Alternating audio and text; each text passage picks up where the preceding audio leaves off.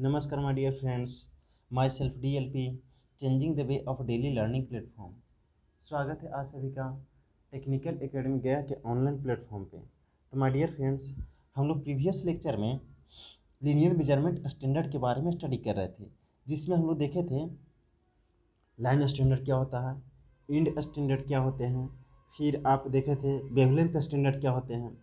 तो आपको end standard के बारे में बताया गया था ये कि जब भी दो पैरेलल फ्लैट सरफेस के बीच में अगर डिस्टेंस मेजर करना होता है तो इसके बीच को डिस्टेंस मेजर करने के लिए जो हम स्टैंडर्ड यूज करते हैं तो इस प्रकार के स्टैंडर्ड को हम इंड स्टैंडर्ड बोलते हैं। फिर इसमें बताया गया था कि स्लिप गेजेज, वर्नियर कैलिपर, फिर आपका माइक्रोमीटर बहुत अच्छा एग्जाम्पल है इंड स्टैंडर्ड का। अतः हम पैरेलल सरफेस के बीच में दो पैरेलल फ्लैट सरफेस के बीच में डिस्टेंस मेजर करने के लिए हम स्लिप गेज का यूज करके भी हम इसके बीच का डिस्टेंस को बता सकते हैं। तो आज के लेक्चर में हम बात करने वाले हैं स्लिप गेजेज, जिसको गेज ब्लॉक भी हम बोलते हैं। गेज ब्लॉक के नाम से भी पुकारा जाता है किसको? स्लिप गेज को।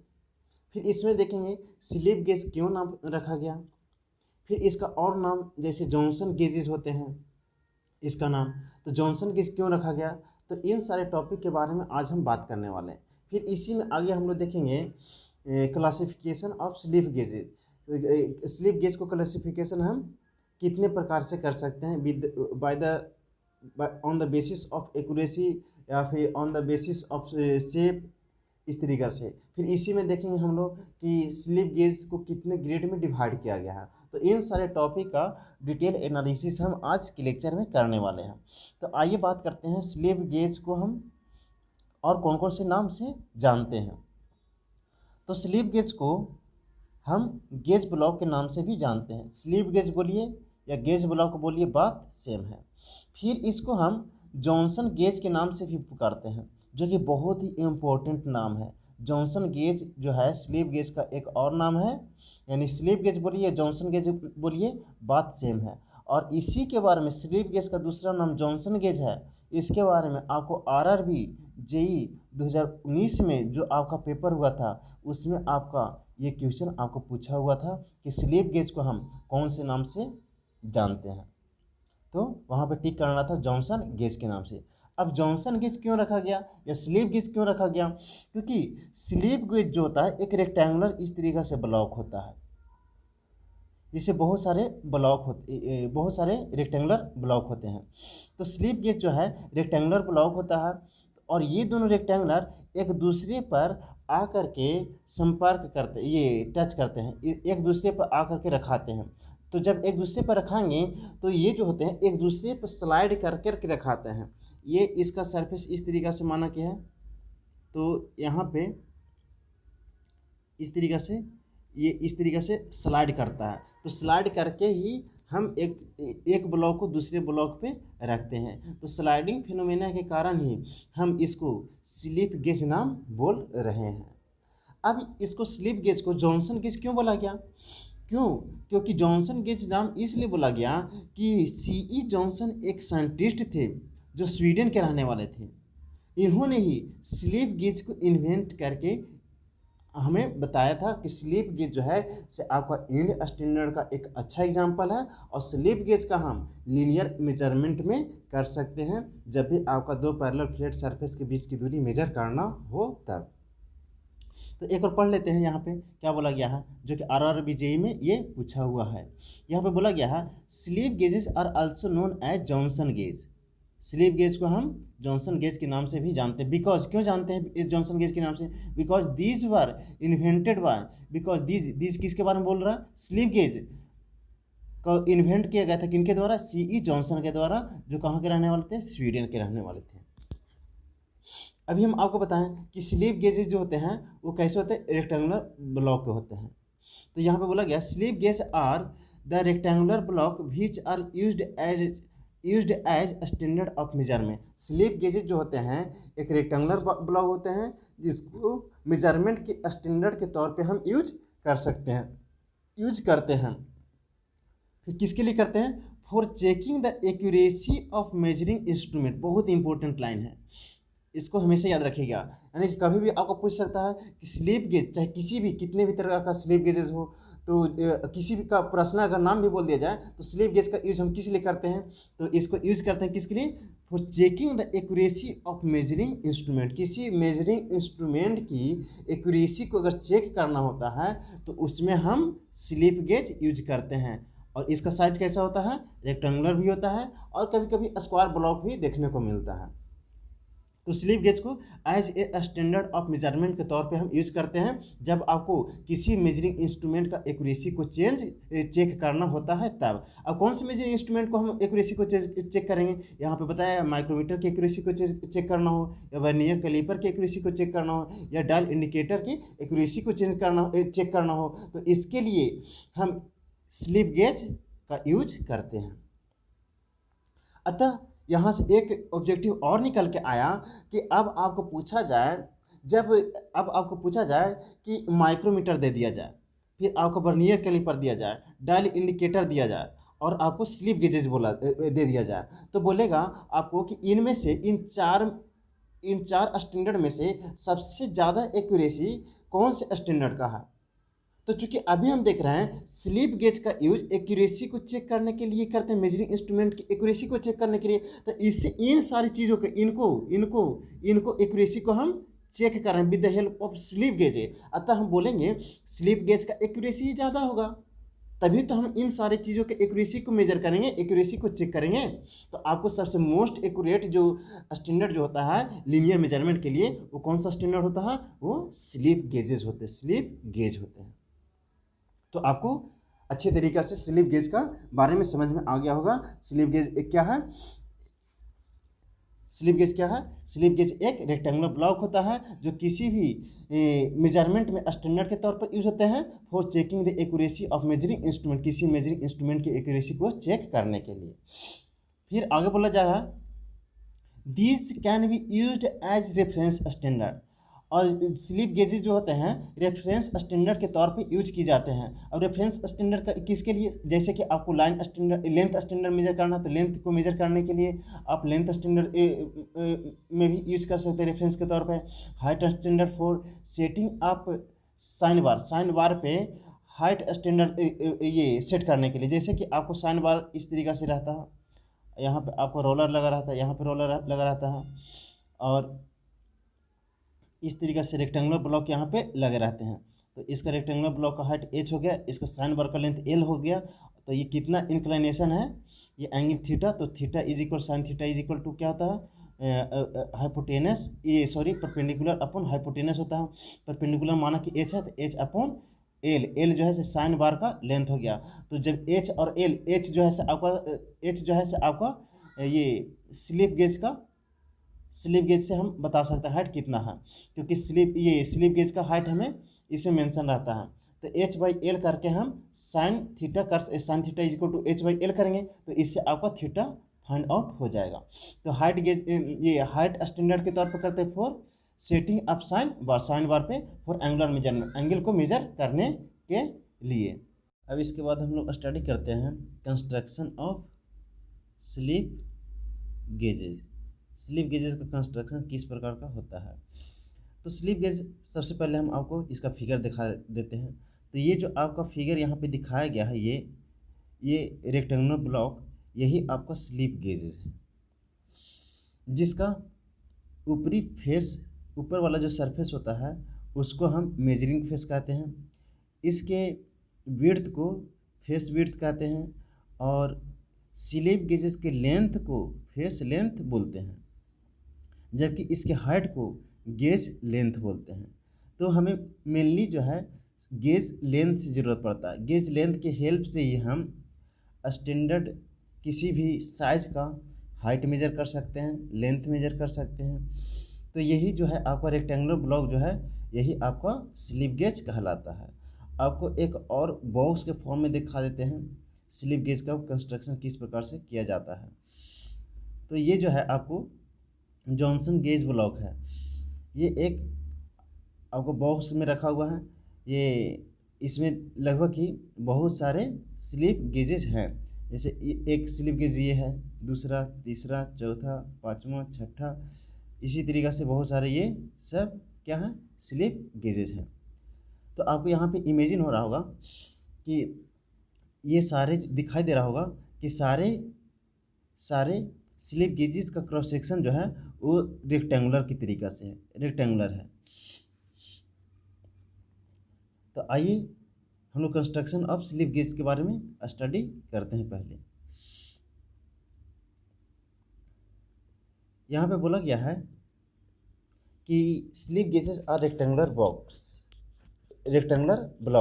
स्लिप गेज जो होते हैं रेक्टेंगुलर ब्लॉक के जैसे होते हैं, जिसका क्रॉस सेक्शन जो होता है रेक्टेंगुलर ब्लॉक का, उसका क्रॉस सेक्शन जो होता है 30 mm मिलीमीटर नहीं मिलीमीटर होगा, 30 mm by 10 mm by thickness. और थिकनेस यहाँ पे इसलिए लिखे हैं कि थिकनेस ही आपका गेज लेंथ होता है, और इसी से हमें हाइट मेजर करना होता है या लेंथ मेजर करना होता है। जो तो थिकनेस जो होता है स्लिप गेजेस का वो होता है एज पर रिक्वायरमेंट के अनुसार उसका थिकनेस होता है।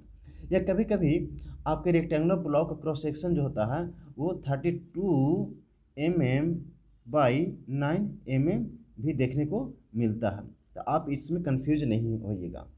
जो स्लिप गेजेस होते हैं वो रेक्टेंगुलर ब्लॉक जैसे होते हैं, और इसका cross section 32 mm by 9 mm या फिर 30 mm बाई 10 mm देखने को मिलता है।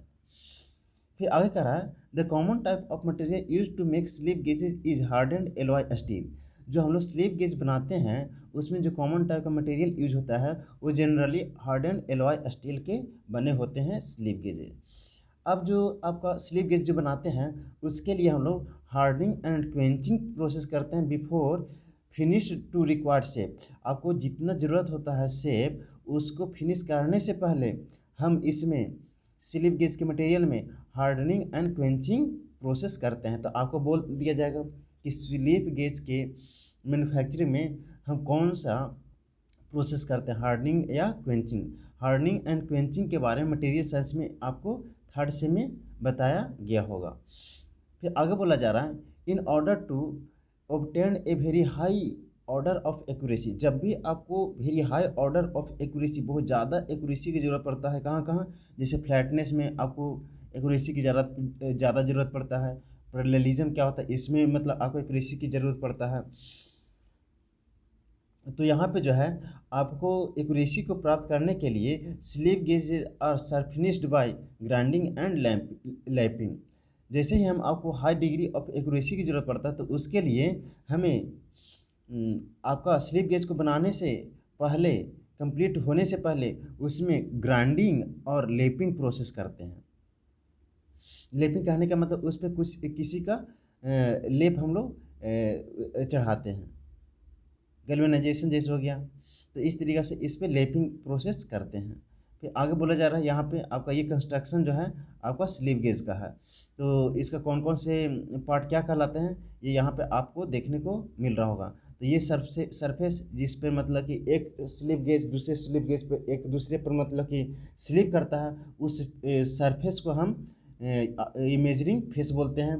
जबकि स्लिप गेज की विड्थ को फेस विड्थ बोलते हैं, और स्लिप गेज की लेंथ को फेस लेंथ बोलते हैं, और स्लिप गेज के हाइट को जो हमारा सबसे इम्पोर्टेंट पैरामीटर होता है उसी को हम गेज लेंथ बोलते हैं। और इसी के हेल्प से हम लेंथ मेजर करते हैं या हाइट मेजर करते हैं। फिर आगे बोला जा रहा है नोट में, बहुत इंपॉर्टेंट नोट है, slip gauge are joint together by wringing process. Slip gauges जो होते हैं वो ज्वाइन किए जाते हैं रिंगिंग प्रोसेस के मदद से। तो यहाँ पे बहुत इंपॉर्टेंट बात यह है, रिंगिंग प्रोसेस से ही आप स्लिप गेज को ज्वाइन कर सकते हैं। अब रिंगिंग प्रोसेस क्या होता है इसके बारे में देखते हैं। तो इसके बारे में आगे आपको देखने को मिलेगा। तो जैसे कि यहाँ पे फिगर में माना इस तरीक़ा से आपका स्लिप गेजेज दिखाया जाएगा। तो स्लिप गेजेज में देखते हैं कि इस पे छोटे छोटे मॉलिक्यूल, एयर मॉलिक्यूल स्टिक हुए रहते हैं। तो जैसे ही अगर एक दूसरा स्लिप गेजेज, माना कि ये स्लिप गेजेज इस पे आएगा और इस पे अगर डायरेक्ट अगर स्टिक कर देंगे, इस पे डायरेक्ट अगर पुट कर देंगे तो इसका जो है एयर गैप देखने को मिलेगा। तो एयर गैप देखने को मिलेगा तो आपको इससे जो है डायरेक्ट यहाँ पे चिपका देंगे, अगर डायरेक्ट एक स्लिप दूसरी स्लिप पर ला करके अगर चिपका देंगे, रख देंगे, तो एयर गैप के कारण जो हमारा एक्यूरेसी जो है वो एक्यूरेसी में कमी देखने को मिलता है।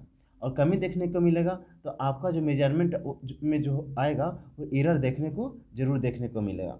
तो हम इसके लिए क्या करते हैं, एक स्लिप गेज के सरफेस के ऊपर दूसरी स्लिप गेज को परपेंडिकुलरली इस तरीक़े से रखते हैं और इसमें आगे पीछे मूवमेंट पहले करते हैं, ताकि इस पे जो है जो एयर मॉलिक्यूल या और फिर कुछ भी मतलब धुलकर इस पे पड़े होंगे तो इसको मतलब कि स्लाइड करने से परपेंडिकुलरली एक दूसरे को रख देंगे, एक के ऊपर दूसरे पर 90 डिग्री के एंगल पे रखने से फिर जब स्लाइड करेंगे तो इसके मॉलिक्यूल क्या होंगे, हट जाएंगे तो फिर इसे ट्विस्ट कर देंगे क्लॉकवाइज डायरेक्शन में, तो ट्विस्ट करके एक दूसरे पर क्या हो जाएंगे, ओवरलैप कर जाएंगे तो मेरा जो मेजरमेंट आएगा वो पहले के कंपेरिजन में जो हम लोग डायरेक्ट रख रहे थे उसके कंपेरिजन में अच्छा आएगा। तो यही प्रोसेस आपका रिंगिंग प्रोसेस कराता है। तो रिंगिंग प्रोसेस करने का 3 मेथड होते हैं, 3 टाइप से हम रिंगिंग प्रोसेस करते हैं, जिसके बारे में डिटेल एनालिसिस हम लोग आगे करेंगे। केवल और केवल यहाँ पे हम आपको ओवरव्यू आइडिया आपको दे रहे हैं, रिंगिंग प्रोसेस हम लोग किस प्रकार से करते हैं। तो आइए अब बात करते हैं आगे classification on the basis of accuracy. हम क्लासिफिकेशन करेंगे स्लिप गेजेस का। तो इसमें पहला बेसिक है कि कौन से बेसिस पे कर रहे हैं, on the basis of accuracy.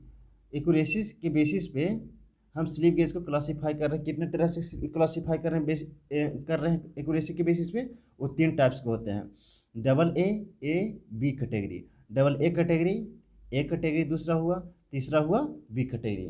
पहला कैटेगरी डबल ए कैटेगरी हुआ, जिसको हम मास्टर स्लिप गेज भी बोलते हैं।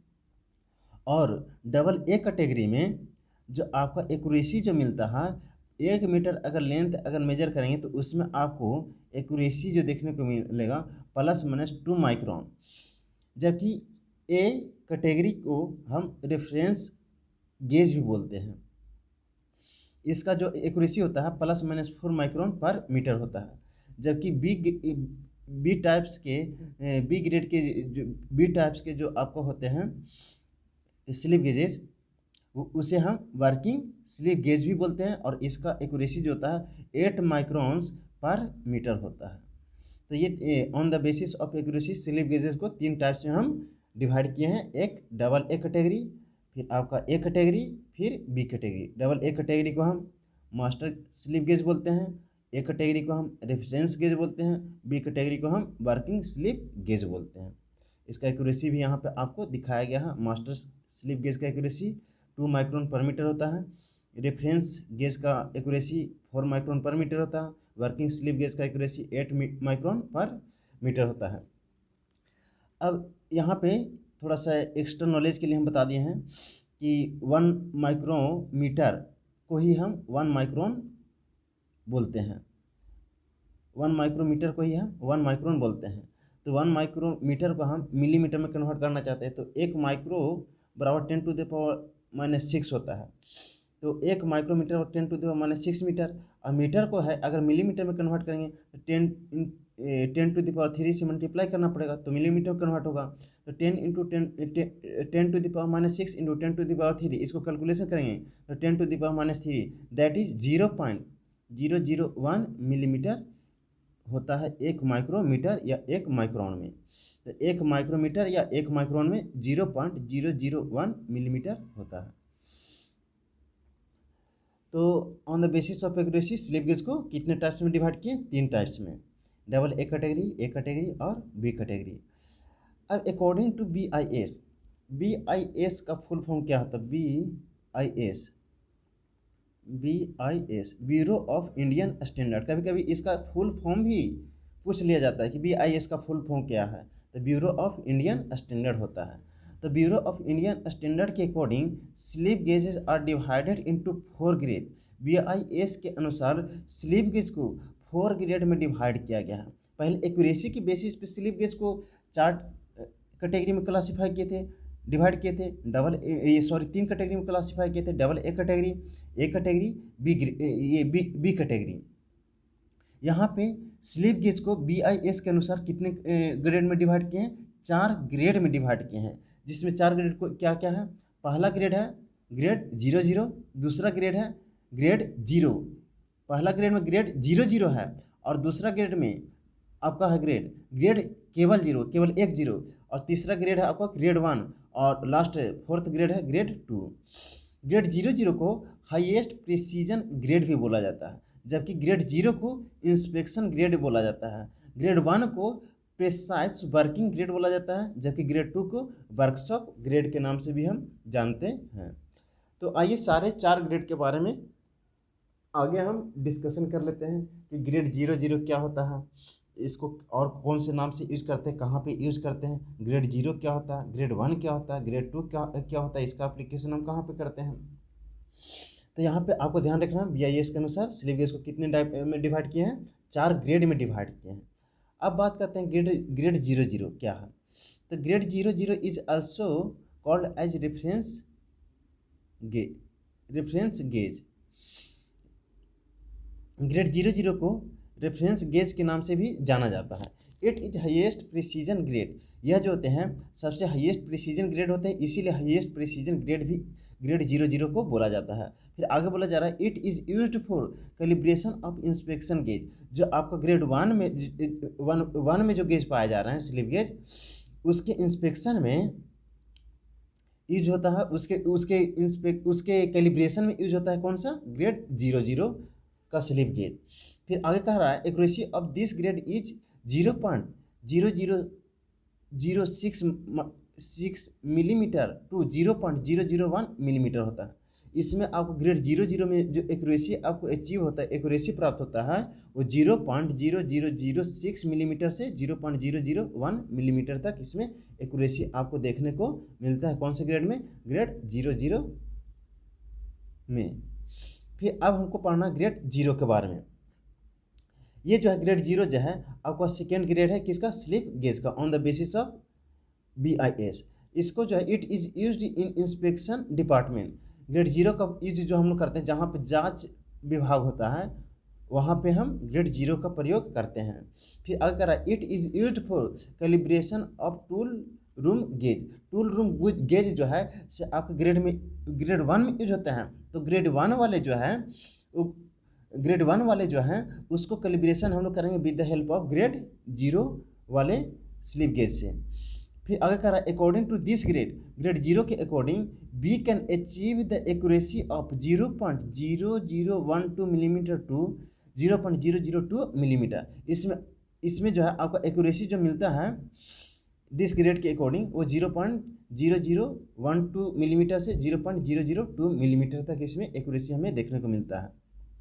फिर आगे बोला जा रहा है for reducing wear on inspection grade a pair of ये protector gauge block length is used.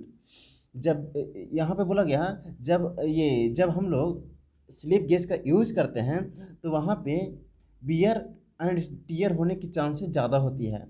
तो बियर एंड टीयर की चांसेस को रिड्यूस करने के लिए हम इंस्पेक्शन ग्रेड एक पेयर यूज करते हैं इंस्पेक्शन ग्रेड का, यानी पेयर कहने का मतलब 2 इंस्पेक्शन ग्रेड यूज करते हैं। एक आपका स्लिप गेज के नीचे में रहेगा और एक ऊपर में रहेगा और इसके बीच में आपका स्लिप गेज लगे रहेंगे। तो जे आपका ये फर्स्ट एंड लास्ट वाला जो स्लिप गेज होता है उसको हम लोग प्रोटेक्टर ग्रेड बोलते हैं। और प्रोटेक्टर ग्रेड का जो आपका गेज लेंथ होता है 1 to 1.5 मिलीमीटर तक होता है। तो इस प्रोटेक्टर स्लिप गेज को यूज करके हम वियर एंड टीयर से स्लिप गेज को हम बचा सकते हैं। फिर आगे बोला जा रहा है ग्रेड 1 के बारे में। ग्रेड 1 क्या होते हैं, तो slip gauge of grade 1 used in tool room. Grade 1 का यूज हम लोग टूल रूम में करते हैं। It is used for calibration of workshop gauge. जो हम लोग वर्कशॉप में जो गेज यूज कर रहे हैं उसके कैलिब्रेशन के लिए हम ग्रेड 1 के स्लिप गेजेस का यूज करते हैं।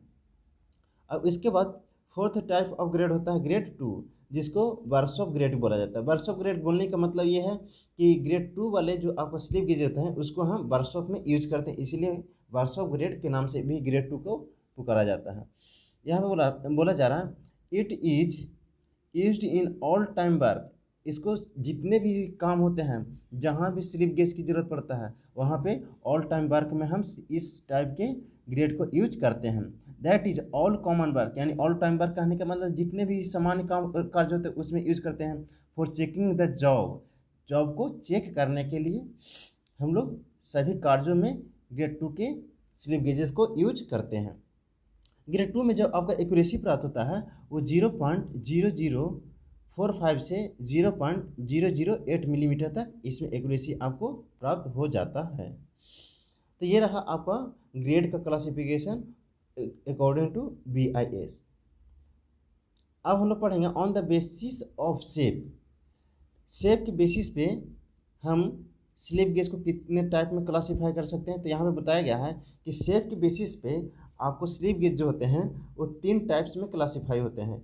एक स्क्वायर गेज ब्लॉक, दूसरा है रेक्टेंगुलर गेज ब्लॉक, तीसरा है एंगल गेज ब्लॉक।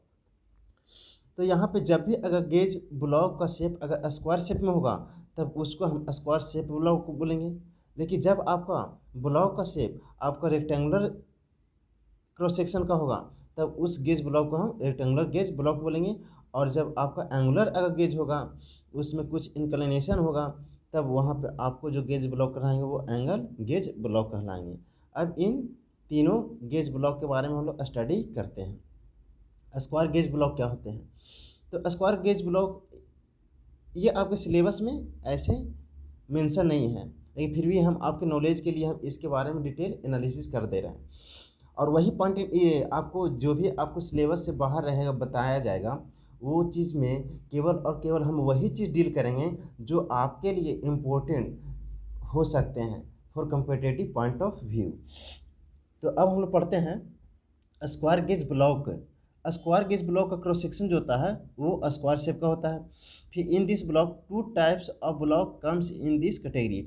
इस कैटेगरी में जो होता है 2 प्रकार के ब्लॉक देखने को मिलता है, एक स्क्वायर सॉलिड ब्लॉक और दूसरा स्क्वायर होलो ब्लॉक। जब भी अगर स्लिप गेजेज स्क्वायर शेप में रहेंगे और उसमें आपको देखने को मिलेगा कि बीच में होलो है, उसमें छिद्र है, तो हम बोलेंगे स्क्वायर होलो ब्लॉक है। और अगर वो पूरा का पूरा सॉलिड होगा तब उस ब्लॉक को स्क्वायर सॉलिड ब्लॉक बोलेंगे। तो ये आपका स्क्वायर गेज ब्लॉक जो होते हैं 2 तरह के देखने को मिलते हैं। एक में होलो रहता है तो उसको सॉलिड होलो ब्लॉक बोलेंगे, और एक जो होता है सॉलिड होता है उसको स्क्वायर सॉलिड ब्लॉक भी बोलते हैं। फिर after joining of block bye wringing process, हम लोग जानते हैं स्लिप गेज को जो ज्वाइन करते हैं रिंगिंग प्रोसेस से करते हैं। तो रिंगिंग प्रोसेस से ज्वाइन करने के बाद it is tighted by tie rod, इसको जो है टाई रॉड के साथ हम इसे टाइट कर देते हैं, बांध देते हैं। फिर आपका स्क्वायर गेज ब्लॉक का यूज हम लोग करते हैं मार्किंग में। तो ये बात रहा आपका स्क्वायर गेज ब्लॉक का। अब हम लोग बात करेंगे रेक्टेंगुलर गेज ब्लॉक का। तो रेक्टेंगुलर गेज ब्लॉक कहने का मतलब इसका क्रॉस सेक्शन जो होगा वो किस शेप का होगा, वो रेक्टेंगुलर शेप का होगा। तो जब भी अगर क्रॉस सेक्शन अगर ब्लॉक का रेक्टेंगुलर शेप का हो तो इस प्रकार के गेज ब्लॉक को हम लोग रेक्टेंगुलर गेज ब्लॉक बोलेंगे। इसका यूज जो करते हैं इसका भी यूज हम लोग मार्किंग वर्क में करते हैं। जब भी आपको मार्क करना होता है तो वहाँ पे हम लोग रेक्टेंगुलर गेज ब्लॉक का यूज करते हैं।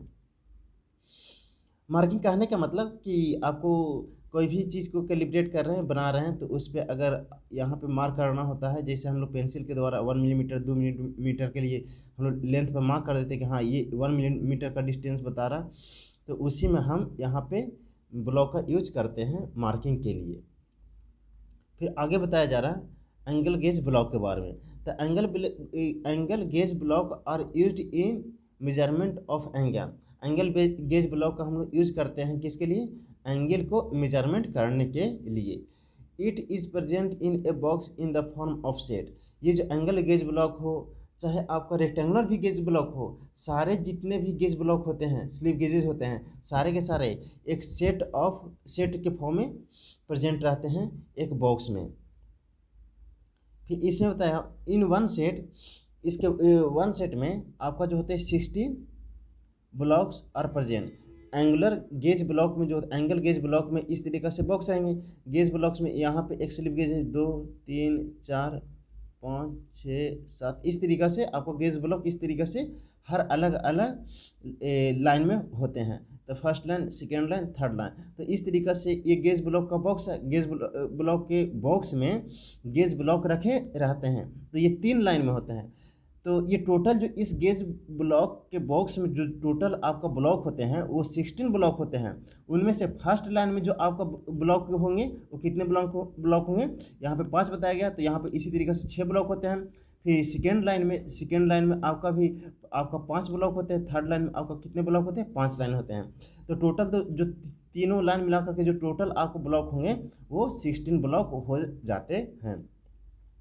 जिसमें से फर्स्ट लाइन में जो आपका 6 ब्लॉक होगा उसमें जो आपका एंगल जो होगा, कितने एंगल का गेज ब्लॉक होगा, वो 1 डिग्री का होगा, 2 डिग्री का होगा, 5 डिग्री का होगा, 15 डिग्री का होगा, 30 डिग्री का होगा और 40 डिग्री का होगा।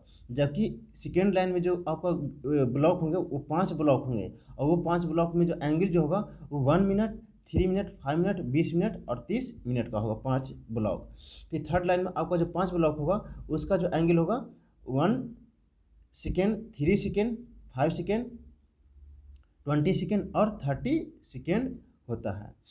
तो ये आपका एक गेज ब्लॉक बॉक्स का एक अरेंजमेंट यहाँ पे बताया गया। टोटल कितने ब्लॉक होते हैं, 16 ब्लॉक होते हैं, और उनमें इस तरीक़ा से एंगल आपको अरेंज किए हुए रहते हैं। यहाँ पे आपको नोट में बताया गया है कि जब भी अगर ऊपर में इस तरीक़े से बिंदु दिखाया रहे तो ये डिग्री सिंबल को रिप्रेजेंट करता है। इस तरीक़े से कॉमा एक दिखाया जाए तो आप समझिए ये मीटर को मिनट को रिप्रेजेंट करता है। लेकिन जब आपको डबल इस तरीक़े से कॉमा दिखाया जाए तो समझिए वो सेकेंड को रिप्रेजेंट करता है, और ये सारे एंगल में मेजर किए जाते हैं। तो इस तरीक़ा से आपका ये गेज ब्लॉक है जो कि आपका एक गेज ब्लॉक बॉक्स में रखा गया है। गेज ब्लॉक को एक गेज ब्लॉक से ये हुआ, दूसरा गेज ब्लॉक, तीसरा गेज ब्लॉक, ये तीसरा गेज ब्लॉक, ये चौथा गेज ब्लॉक। इस तरीक़े से इसमें बहुत सारे गेज ब्लॉक होते हैं। फिर आगे है ये आपका फिगर में ये दिखाया गया है एंगल गेज ब्लॉक। यहाँ पे आप देख रहे हैं कि हर अलग अलग एंगल का गेज ब्लॉक देखने को मिल रहा है। ये इस लाइन में आप देख रहे हैं, इस लाइन में कितना है, 1 2 3 4 5 6 7 8, इसमें 8 गेज ब्लॉक है, इसमें 5 गेज ब्लॉक है, इसमें 2 गेज ब्लॉक है। तो ये अलग अलग हर अलग अलग बॉक्स में अलग अलग टाइप के अलग अलग संख्या में गेज ब्लॉक हो सकता है। तो ये डिपेंड करेगा अकॉर्डिंग टू रिक्वायरमेंट। तो आज का लेक्चर यहीं पे एंड करते हैं। Thank you so much for watching B with DLP।